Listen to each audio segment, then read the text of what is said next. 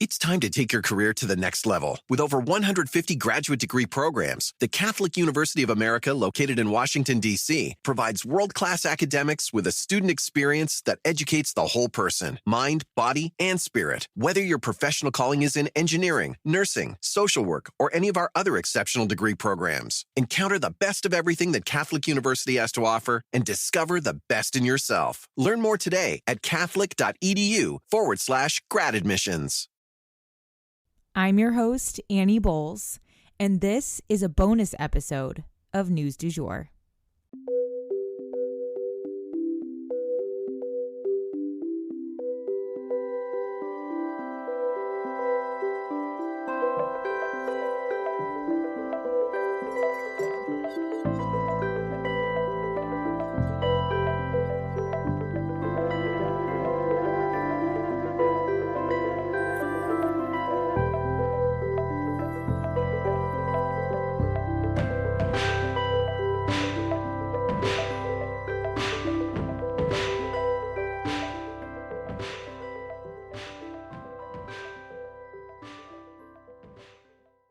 Disclaimer. The views and opinions expressed in this episode are solely those of the individuals participating in the show and do not necessarily represent those of Sugar Free Media and News du Jour podcast.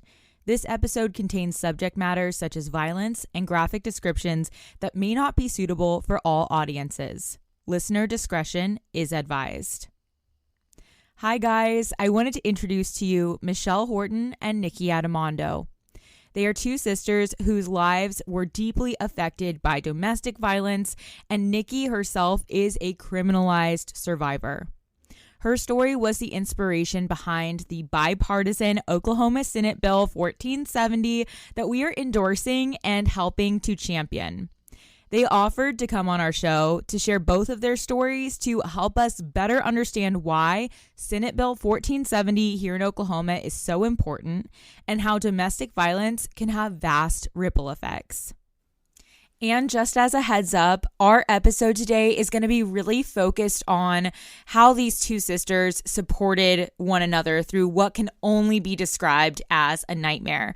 We're not going to be going into the ins and outs of Nikki's life story or the case. All of that is chronicled in vast detail over on the Believe Her podcast. So what we're really going to talk about today is Nikki's experience, leaving prison, what freed her, and how our bill here in Oklahoma can do the same for criminalized survivors throughout our state. Let's jump in. Hi, Nikki. Hi, Michelle. Where did you guys grow up, and what was it like growing up together?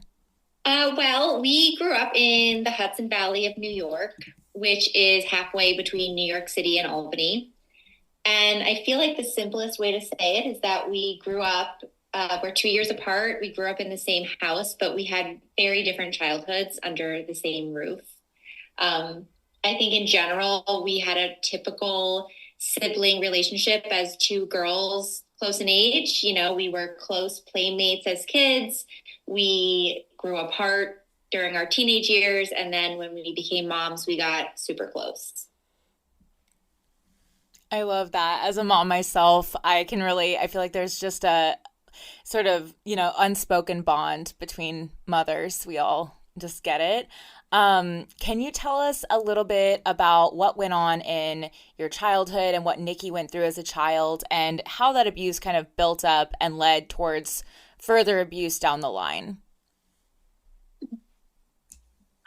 So I experienced some childhood trauma, and Michelle's childhood experiences were different, which probably shaped our sense of safety in the world and how we connected with people. Yeah. Are you comfortable talking a little bit about what happened? All right. Yeah. So I was young. I was 5, and it was someone known to me and my family. But what I didn't understand until more recently is that more than 50% of women who are abused as adults have experienced childhood abuse as well. Yeah, the data is very clear that sexual victimization in childhood significantly increases the likelihood of sexual victimization in adulthood. Even the CDC states that without treatment for early childhood abuse, especially sexual abuse, violence usually recurs and escalates in frequency and severity, which, we obviously see in Nikki's case. And in trial, they tried to make that seem like it was, how could this happen? And it was so rare. But if you really look at the statistics, that is what is most common. Absolutely. Yeah, we have April, of course, her case we discussed very recently, but as like a true crime content consumer, you see that pattern over and over again. So we definitely know that is very common. So do you want to talk about like how you met Chris, Nikki, and sort of like what your early romance was like with him and what was your first impression of him? Yeah. Well, our relationship started when we were young. We were newly in college, and in the course of our 9-year relationship, there was, I think, a subtle power and control dynamic that I didn't recognize at first, which continued to increase after the birth of our children. And by the time I had some awareness about this dynamic, I was trapped in an abusive relationship. Yeah. So how would you say the abuse began with Chris? And Michelle, what did you know about the abuse as Nikki's sister? Well, I can't really speak to how it began. You could maybe speak to that, but from what I know, it was sexual in nature, which as her sister, I didn't see. That wasn't something we talked about, especially given her childhood. That just wasn't a topic that I really went towards. And this, Annie, but I have a book that's out. And so in the book, I kind of go back to childhood and talk about the signs of the abuse that my mom saw and that even I knew in a way, but it was something that we didn't talk about. For me, I was a kid. So when I became an adult, it was when Nikki's ready to talk to me about it, she will. So sex in general just wasn't something we talked about. And, anyone who's in a sexually abusive relationship, those are not injuries that people see on the outside. That is something very intimate and it's behind closed doors. So because that was the nature of it, it was able to be hidden for a long time. And Nikki and I, we were kind of talking about it yesterday. The escalation of abuse, when she started getting forensic nurse exams and needing to go to the hospital, and that there were people in her life who were helping her navigate the system and the system itself was involved, that coincided exactly perfectly with my marriage. I was married to an addict and it was life-threatening and my life was completely consumed by that.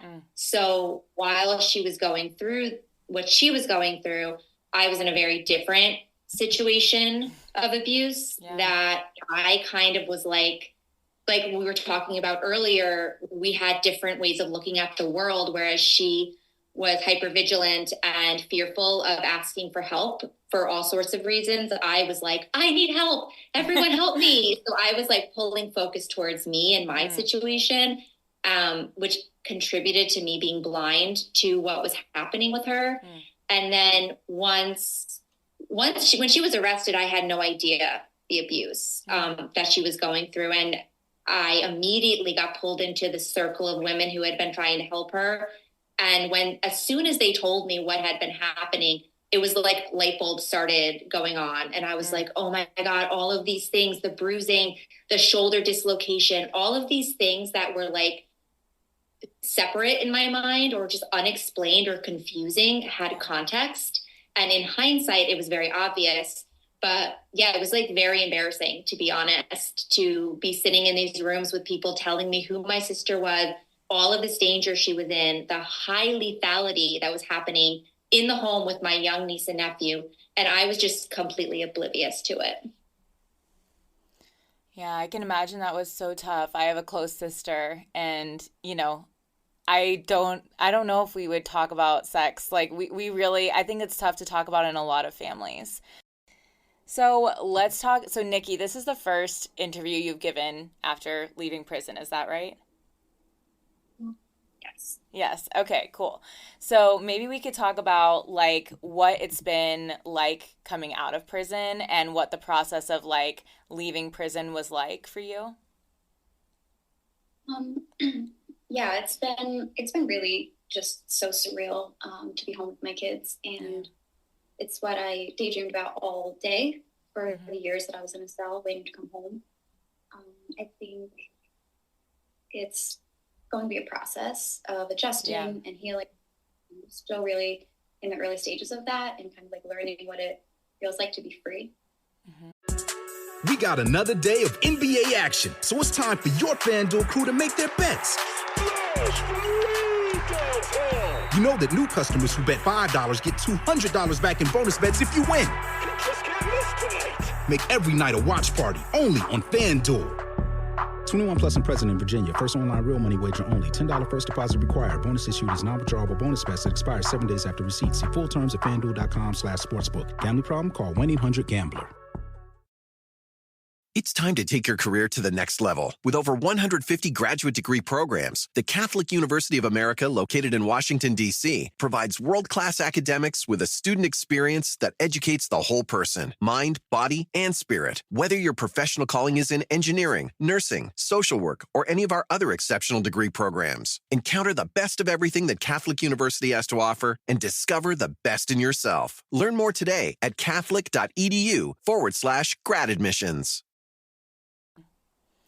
Yeah, watching your videos, Michelle and Nikki, like it just gives us so much hope for April here in Oklahoma and like every other criminalized survivor that we're fighting for every day. So you're just so everybody knows in the audience, our bill was really inspired by Nikki's case and the bill in New York that resulted in her freedom. So, can we talk a little bit about the Domestic Violence Survivors Justice Act in New York, how that came about, and how it ended up affecting Nikki's case? Yeah, absolutely. Do you want to talk about how it affected you personally? Yeah, so the Domestic Violence Survivors Justice Act essentially saved my life in the long run.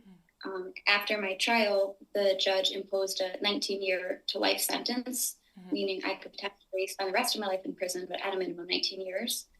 And then that judge denied my original application under the DVSJA, despite having read and viewed and partially suppressed ample evidence of abuse, which was devastating, to put it lightly.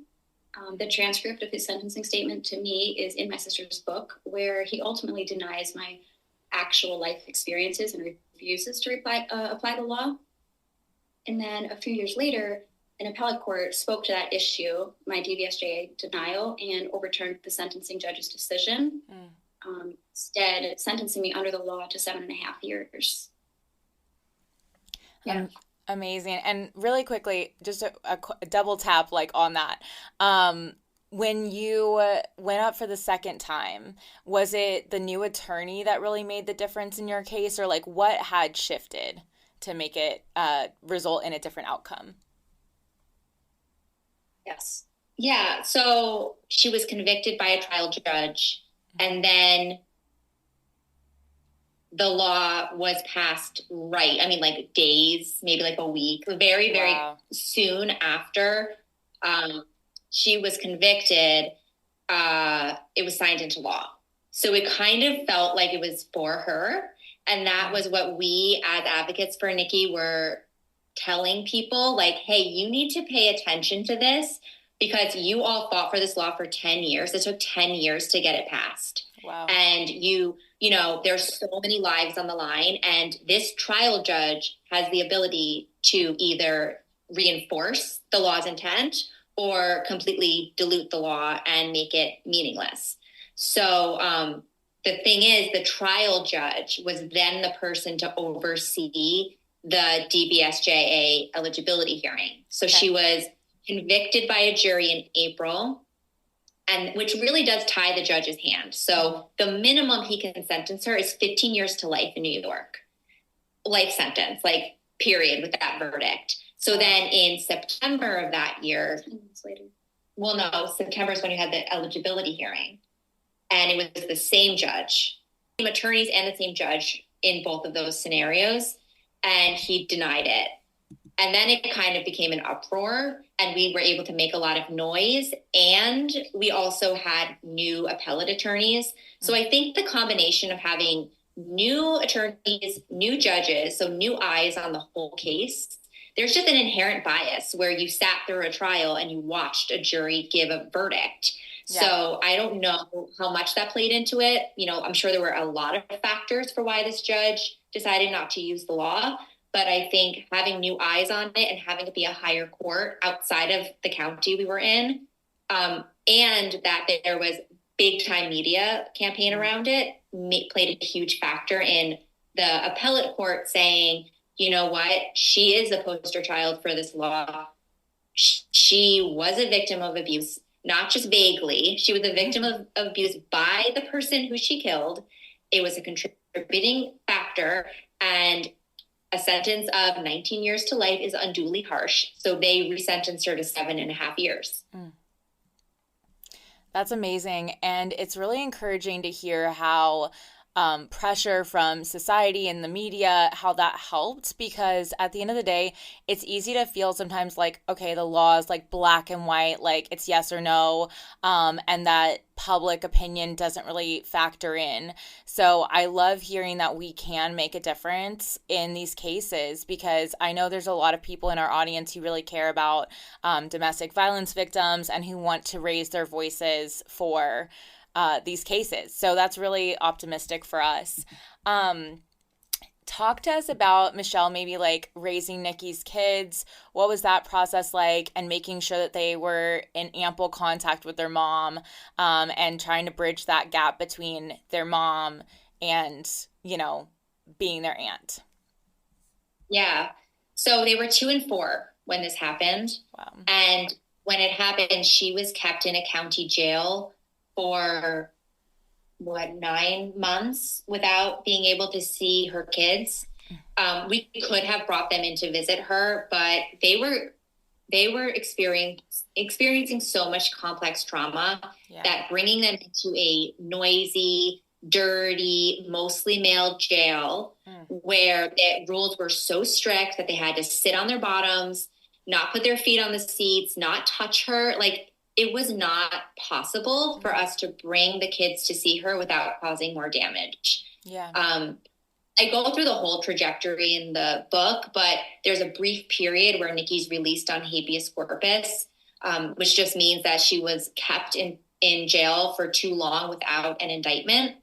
So she comes home for 12 days and they reconnect. And after that, we realized we really couldn't keep them apart, because even though they couldn't see her, which was very damaging, they talked to her every day. Yeah. And I was fortunate that I could accept the collect calls. You know, these are expensive things that a lot of people can't afford. Mm-hmm. So I made sure that every time Nikki called, I answered. You know, there were times, it was so stressful. And I actually put some of the audio clips of their phone calls in the audiobook version of the book, because I wanted people to hear, first of all, how small they were, but you can hear the despair and the longing in their voices. And I think it's really important for people to hear, because we kind of like make it abstract that it's like, oh, these are people in prison, but these are humans, they're mothers and their children, and they're separated, and it's heart-wrenching. So yeah, to like kind of sit at the crossroads of that and be between a mom who can't get to her kids and kids who are screaming for their mom and not be able to do anything was horrific. And also when they were able to see her, we ended up getting play therapy in the county jail, which was really important for all of them to process. And seeing how, like, especially the little one, Faye, she was 3-4 years old, how she would transform it into these incredible, like, imaginative play scenarios in this bleak room. It really showed that despite so much pain and so much that was wrong, there was this bond between them that was inspiring, quite honestly, and that we have the capacity to still love each other and to still stay connected through all the obstacles that the system throws at you. Did you want to say something? Yeah. Also, that experience is really uncommon. There was nobody else getting play therapy there. So I would be leaving a unit of women who missed their kids, didn't even know where they were. Some of the times weren't allowed to talk to them, didn't have family able to take calls, or maybe their children went into the system.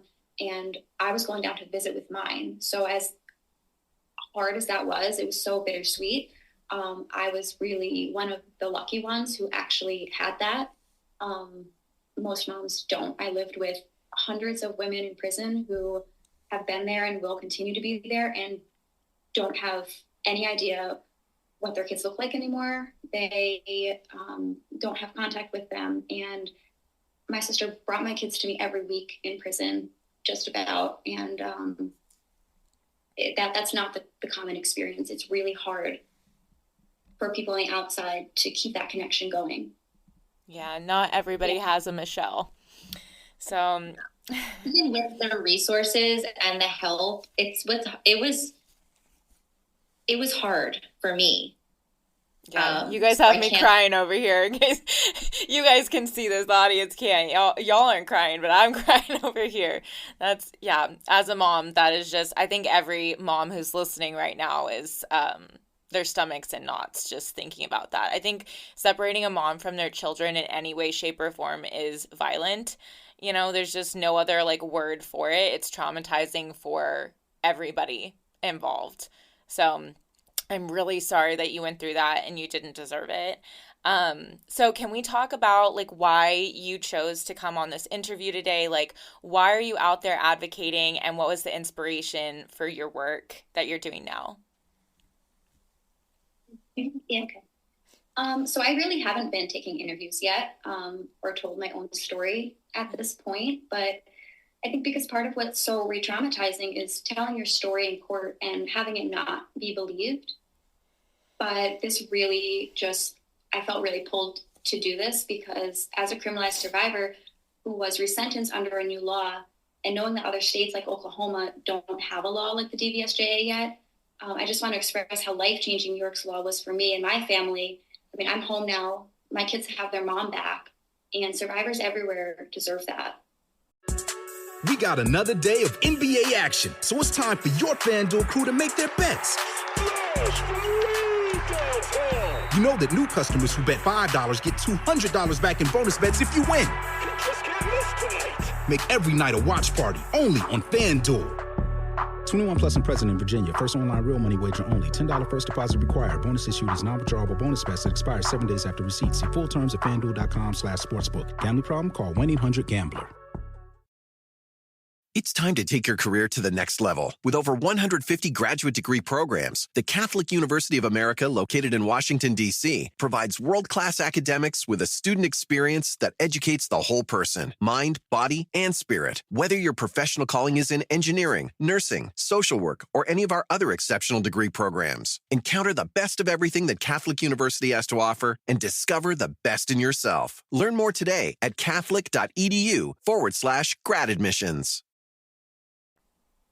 Yeah. Absolutely. And for me, I am regularly doing interviews because the way when I started writing my book, Nikki, it was in 2020 and Nikki had a life sentence, and we were told that her appeal had less than a 1% chance of being successful. So I had to accept that perhaps this was for life, and I had an experience that I witnessed that needed to be told. Yeah. Then she ended up getting it resentenced, and then she got 6 months off of her sentence, which put her at January. And then my book came out in January, which was just wild. Never did I expect to be taking interviews and also have Nikki with me. And I always said, I had a feeling that she wasn't going to want to have a camera stuck in her face as soon as she got home. But I always said, the space is here for you. Now I have this platform and I am inspired to speak out because, everything that I experienced and saw, I want to tell. And I want to speak for people who can't have their voice heard, but now Nikki can. So it's complicated. A lot of times, she has to find safe spaces to start Yes. talking. And I think this was an opportunity where there's something really real happening. There's a bill that is being pushed through. And I know there's something in her I see that lights up when she can help people. And she thinks that her speaking has a purpose. Yes. Yeah. And, you know, every day I'm very aware of the time. I look at the clock and I'm like, oh, the girls are locking in now. I know exactly what they're feeling. I was there and now I'm out here. So I'm deeply grateful. And I also have this guilt that they're still there and I'm out here. So it's really the only thing I can do for all of the people in there still waiting to be seen and be heard is to just share that experience because, and it's so widespread. It's not just here in New York. It's over to you guys and everywhere else. And I'm hoping that people realize that this is not like a rare thing. It's very rare that I'm out. But the fact is that there are so many women who are criminalized for surviving and they're ripped away from their kids, which is the most primal pain that you could ever imagine. And there are families out here who are really just trying to pick up those pieces. Yeah, and I think it's important that people understand that women like Nikki, like this is the standard for survivors. These are women who survived abuse and now are surviving state violence. And they're in a very similar abusive situation. Yes. This time the power and control is held by the state. Mm-hmm. It's important for people to just humanize these survivors and don't just see them as like inmate numbers. Like these are all individual women who deserve healing, and being incarcerated is the absolute worst place for them to be. Absolutely. Yeah. Nikki April in her episode said, he had me for a year. The state has had me for 25. And that just definitely hit home to me. Just the magnitude of that, because 25 years. And like you said, like, you are making a difference. Like we've seen in your case that media pressure and people raising their voices together made a difference. And so we can use that and use this episode and, you know, all the advocacy that we're doing online to help raise our voice for April and other people. So I wanted to see if you would share with us what it was like reuniting with your kids, like that moment, what was going through your head and like what was on your heart and what was that like?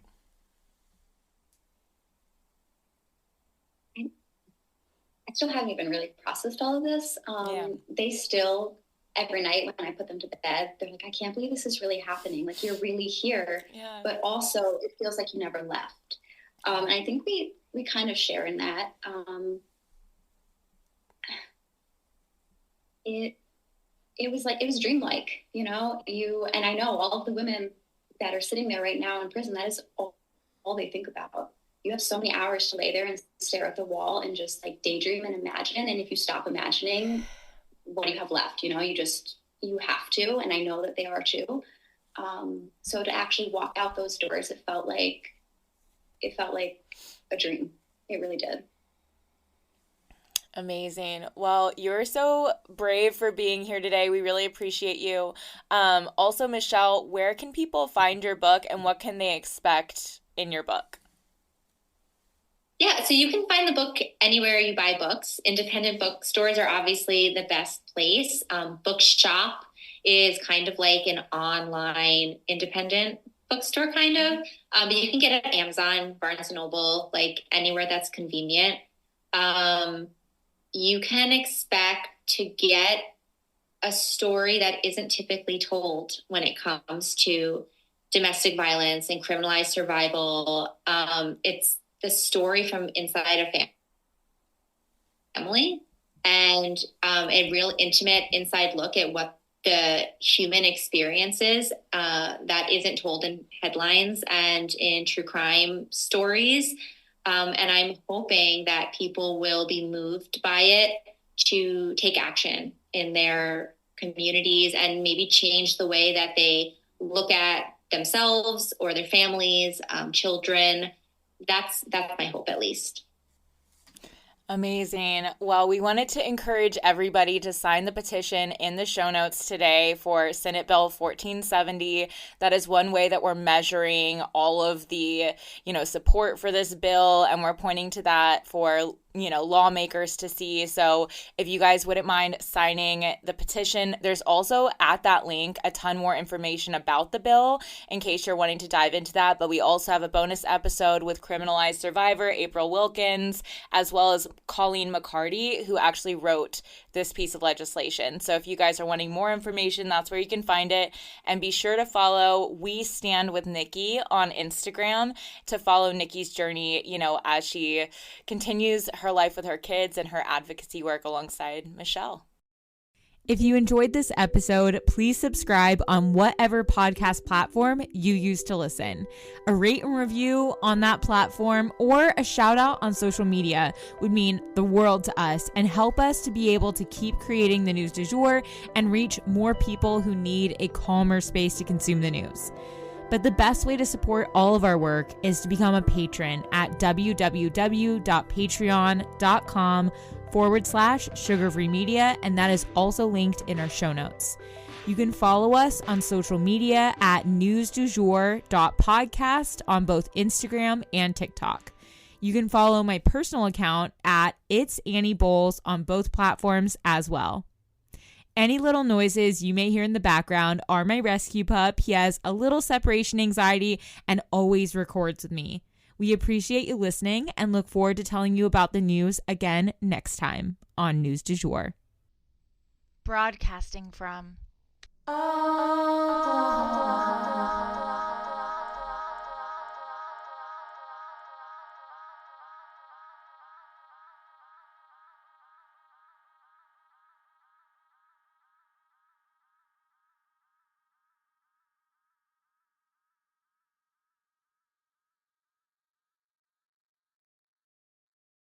It's time to take your career to the next level. With over 150 graduate degree programs, the Catholic University of America, located in Washington, D.C., provides world-class academics with a student experience that educates the whole person, mind, body, and spirit. Whether your professional calling is in engineering, nursing, social work, or any of our other exceptional degree programs, encounter the best of everything that Catholic University has to offer and discover the best in yourself. Learn more today at catholic.edu/grad admissions.